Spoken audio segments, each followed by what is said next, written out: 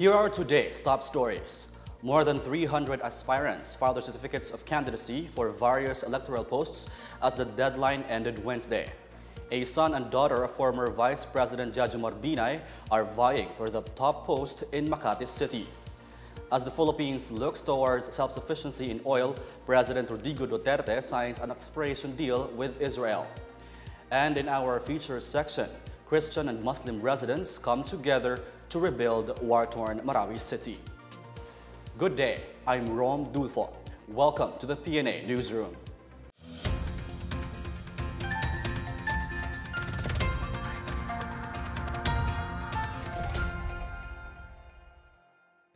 Next year's midterm elections will surely be a more lively, neck-and-neck battle with over 300 aspirants filing their COCs.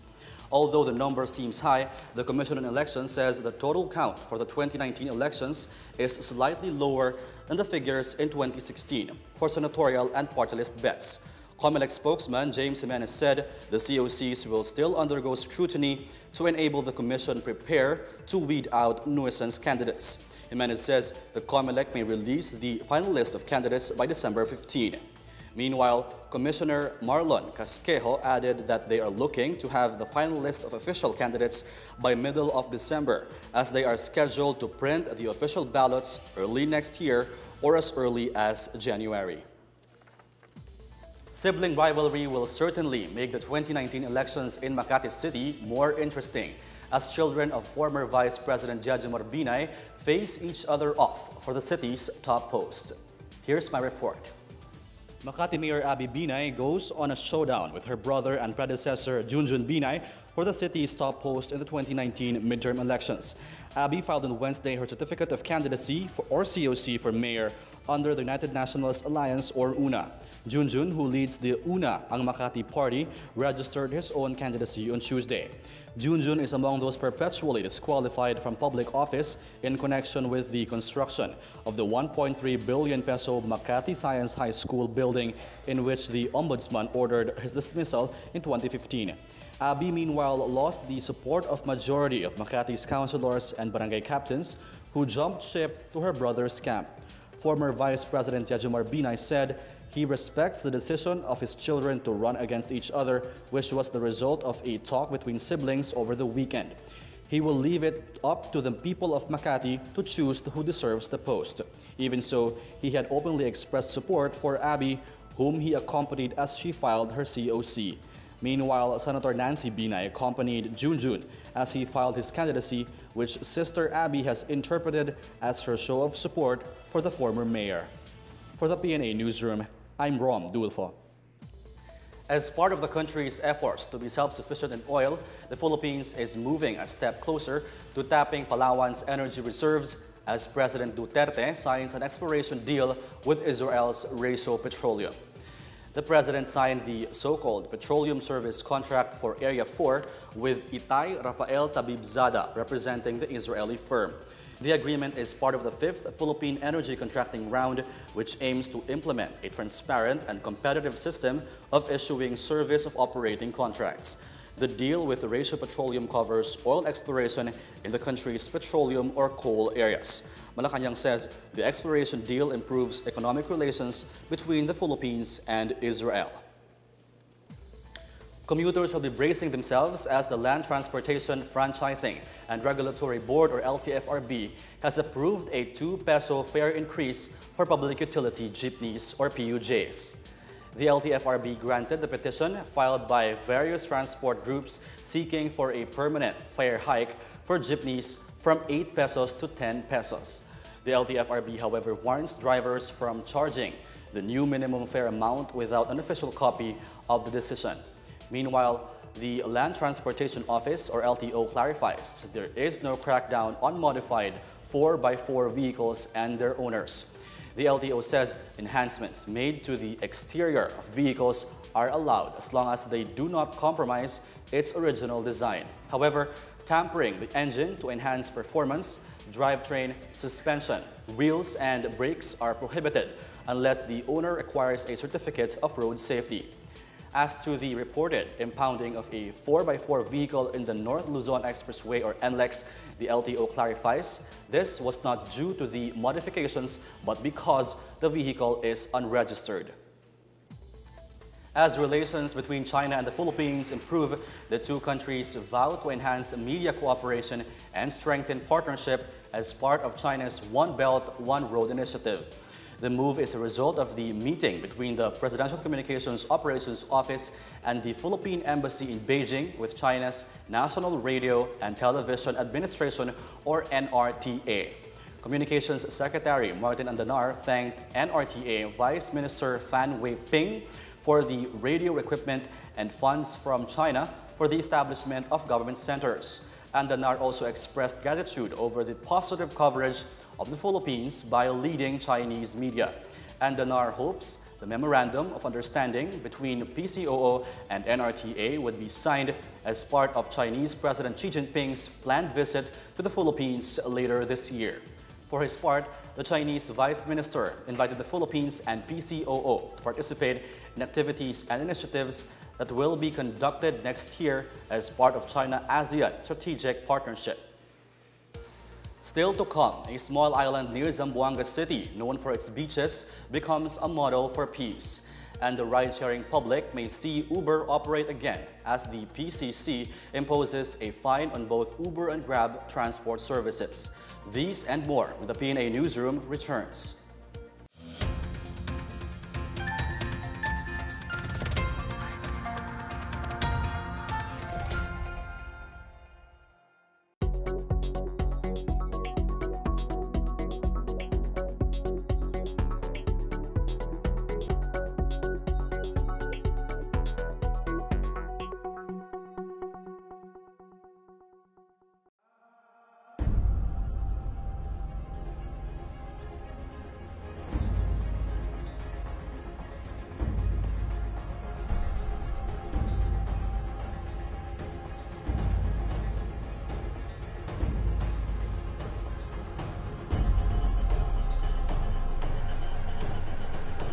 I assure you, ladies and gentlemen, that we shall not relent in our efforts until we have turned around the condition of Boracay.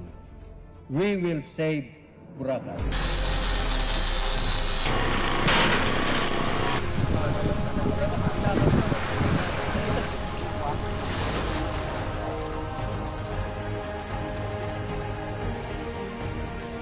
Nakahiyang ginagawa nila rito. Kala natin nasa front beach pa naman sila.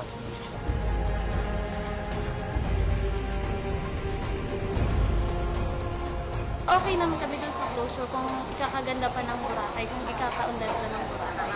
I'm in favor of rehabilitating the island. I think right now there are a lot of tourists for a small island. I think maybe limiting the number of tourists in the island can be helpful.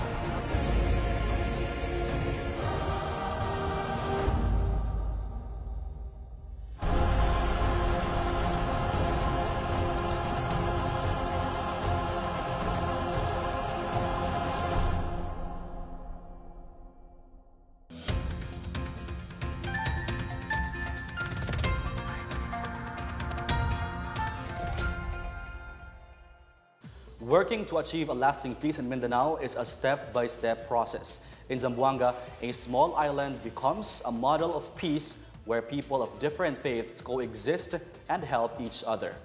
Maricor Zapata has the story. Great Santa Cruz Island, which lies 4 kilometers south of Zamboanga City, is famous for its awesome beaches.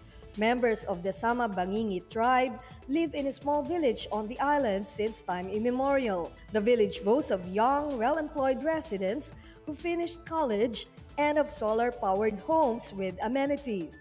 But 28 years ago, Santa Cruz was socially and economically backward, and few dared to venture there due to perceived security risks. In 1990, Silsila Dialogue Movement, founded by Father Sebastiano de Ambra, introduced to Santa Cruz Island its culture of dialogue, path to peace paradigm. One of its chosen threads was to reach out to children to become bridges of peace. Mindesano, the executive director, said it was not easy to gain the trust and friendship of parents there. Villagers were suspicious, even hostile to the idea of a Christian organization coming to help them. But after having achieved that, Silsila began building schoolhouses, then a daycare center funded by the local government. Gradually, the parents also learned civic and parental responsibility to cooperate with one another for the welfare of the community and to coexist harmoniously. The gift of education has radically changed the villagers' lives.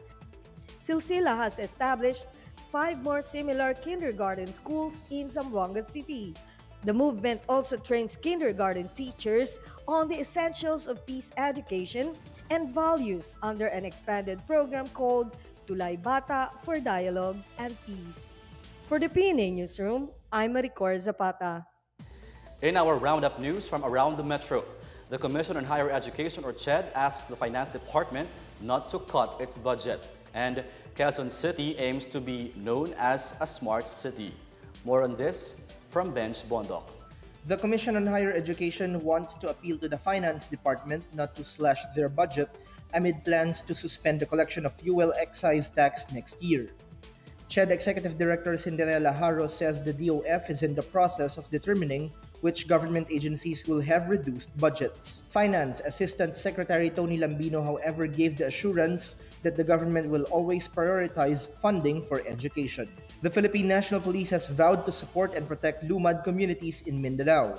This development comes as Lumad leaders met with PNP Chief Oscar Albayalde to deny allegations that they are members of the New People's Army.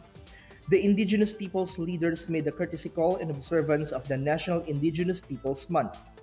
Albayalde said the Lumad leaders claimed that many of those spotted wearing tribal clothes in rallies are not members of their indigenous tribe. The leaders added that many of their fellow Lumads are unaware that they are being exploited by left-leaning groups. Albayalde says they will also look into the complaints of IPs that NPA members influence them to take up arms against the government. Quezon City is aiming to become a smart city as it adapts to the innovations of technology, especially in disaster response, community health, and cashless government transactions. Mayor Herbert Bautista emphasized the importance of technology to reach out to stakeholders quickly. Bautista was the guest speaker during the opening of the 2018 Philippine Smart City Summit in Quezon City. The Smart City Summit gathered government executives and stakeholders in public administration from around the world. During the plenary sessions, representatives from the member nations discussed smart city initiatives in their country. For the PNA Newsroom, I'm Bench Bondok. Households are sure to spend less and save more on food as rice becomes more affordable, with prices dropping to as low as 5 pesos. Prices of commercial rice in the market have dropped by as much as 5 pesos per kilo and are likely to dip further by end of the month. Agriculture Secretary Emmanuel Piñol says this is because harvests have begun and the shipment of imported rice by the private sector has arrived. Piñol cited reports indicating that price of rice could fall even lower by end of October, when the suggested retail prices of regular, well-milled, and whole grain rice will be implemented. The price drop comes along with the stabilization of the supply and prices of vegetables last week. Piñol said the DA and the National Food Authority have begun buying rice from farmers for 20 pesos and 70 centavos to protect them from plummeting prices. Farmers are also offered incentives like farm machinery and equipment, including free drying of their produce in NFA dryers. The Agriculture Chief also directed the formulation of policies and guidelines for the distribution of free seeds for farmers who will deliver their palay to the NFA. For the PNA Newsroom, I'm Abs Abando. Commuters who prefer ride-sharing services may see Uber on the road again amid a looming 16 million peso fine imposed by the Philippine Competition Commission, or PCC, against Uber and Grab Philippines. The PCC says Grab and Uber may have to revert to their pre-merger status as they violated the interim measures imposed during the review period of their merger last March. The antitrust watchdog said their non-compliance prejudiced its review process, stopping them from imposing remedies for the benefit of the riding public. In a resolution, the PCC said Uber and Grab violated the 2 of its 7 interim measures it has imposed last April. These are maintaining independent business operations prior to the merger and refraining from executing any final agreement transferring any asset, equity, or interest by Uber to Grab. The Commission approved the acquisition deal between Uber and Grab last August.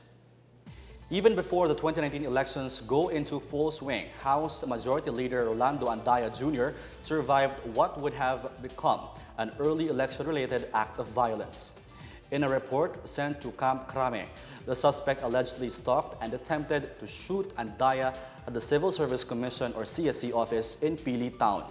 However, the suspect reportedly fumbled and dropped his gun inside his pants, leading him to be noticed by Lupi Mayor Roberto Matamorosa and close-in security personnel. The suspect was later identified as Rai John Musa, a resident of Barangay Himaao, Pili, and a member of the Capitol Complex Security Unit, was in possession of a handgun. Investigators have yet to establish the motive. Up next, robots and artificial intelligence take center stage in a tech expo in Japan. And Christian and Muslim residents in Marawi come together to rebuild the war-torn city. The PNA Newsroom returns after these reminders.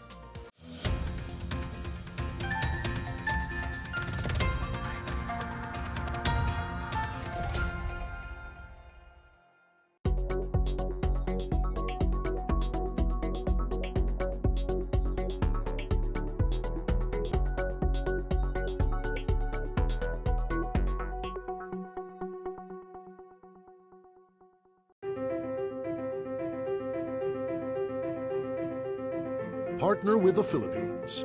Backed by strong macroeconomic fundamentals, the country is the 10th fastest growing economy in the world and one of the fastest growing economies in Asia.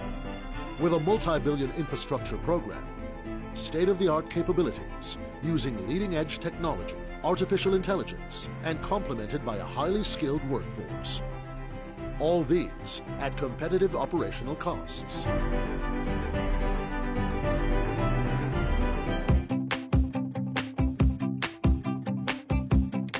Filipinos are hardworking, passionate, flexible, adaptive, and quick thinker to deal with problems immediately.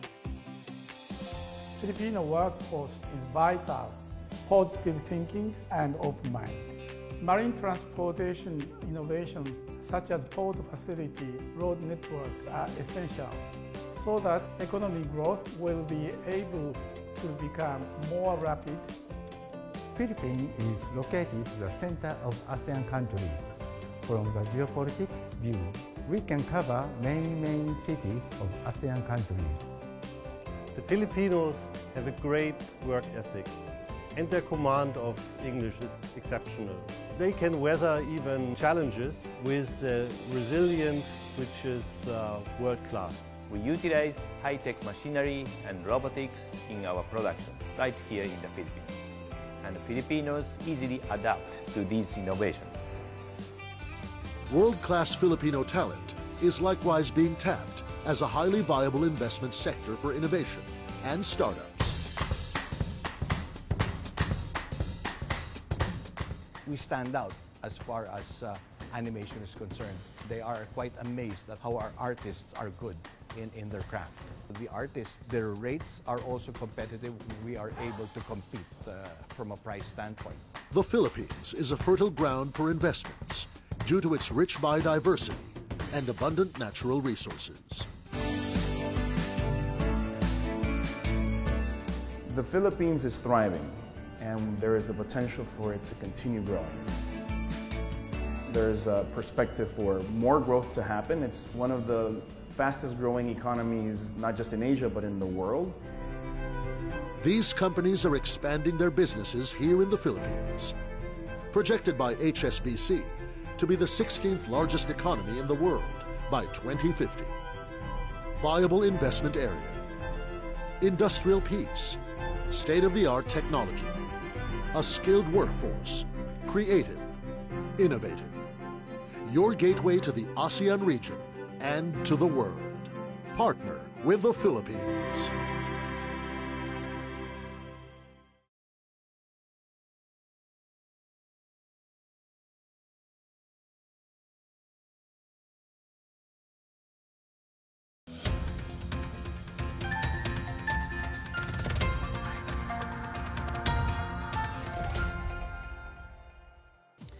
In our roundup provincial stories, Davao City celebrates Fish Conservation Week, and the military watches out for candidates seeking the support of communist terrorists. These and more stories from the provinces from Bench Bondok. 24 barangays joined the coastal cleanup drive in the continued celebration of Fish Conservation Week on Thursday. Barangay Fisheries and Aquatic Resource Management Council and Fisherfolk Associations pitched in to clear the coastline of garbage. Earlier, the Kalinan District Fish Farmers Association received fingerlings from the local government, while over 700 motorized bangkas were distributed to fisherfolk. The Fish Conservation Week happens every third week of October. The military will closely monitor political candidates who may seek the New People's Army's so-called permit to campaign and permit to win in far-flung areas in the Davao region.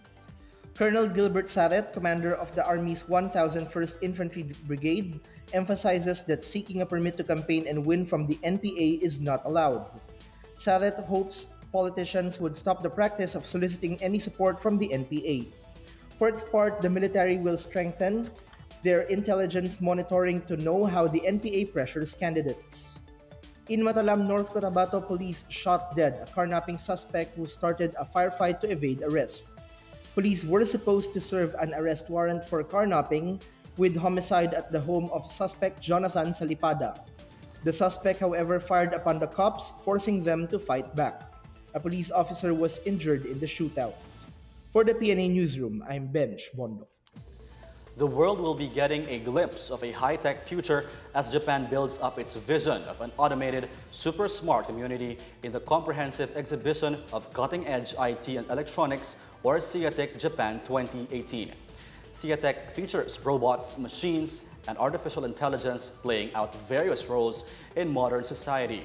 The fair held in Chiba City also has exhibits from the finance, travel, construction, communications, agriculture, healthcare, and other sectors. Over 700 companies are on exhibit, expects the influx of around 160,000 visitors.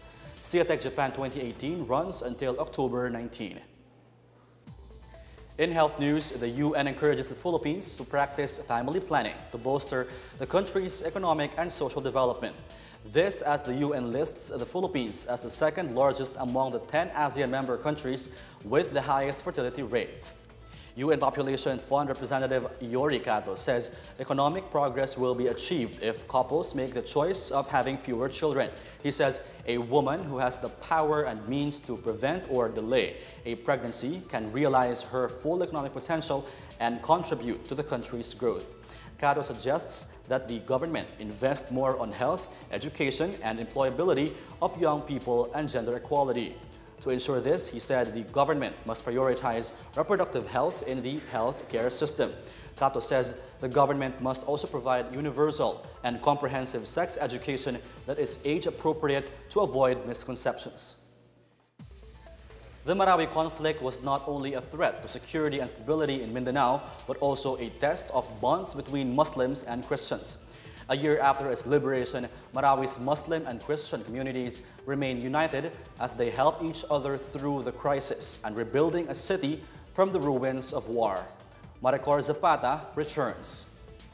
The conflict in Marawi City damaged structures and properties, but not the relationship between the Christians and Muslims living there. Father Manito Torres, Vicar General of the Prelature of St. Mary's in Marawi, says the conflict strengthened their bond because of the mutual feeling of having gone through the same struggle and the need for one another in times of crisis. The Prelature has continued with its Duyog Marawi program, composed of Christian and Muslim volunteers to help evacuees through the development of shelters, food aid, and other interventions. Torres says Marawi will always have a Christian population as they have contributed to Marawi's growth as workers for Maranao families and in the city's establishments. He said the priority of the Roman Catholic Church for the faithful displaced during the war was to ensure that their basic needs are addressed. Bishop Edwin de la Peña calls for the prioritization of people ahead of the rebuilding of the city itself. There are more than 75 Christian families, Roman Catholics and Protestants living in evacuation centers and temporary shelters in the Lanao provinces. Torres says the prelature is still waiting for the government to start the reconstruction efforts in Marawi so that it could help in facilitating the shelter needs of both Christians and Muslims. For the PNA Newsroom, I'm Maricor Zapata. Let's now check out the weather forecast for Metro Manila and the rest of the country.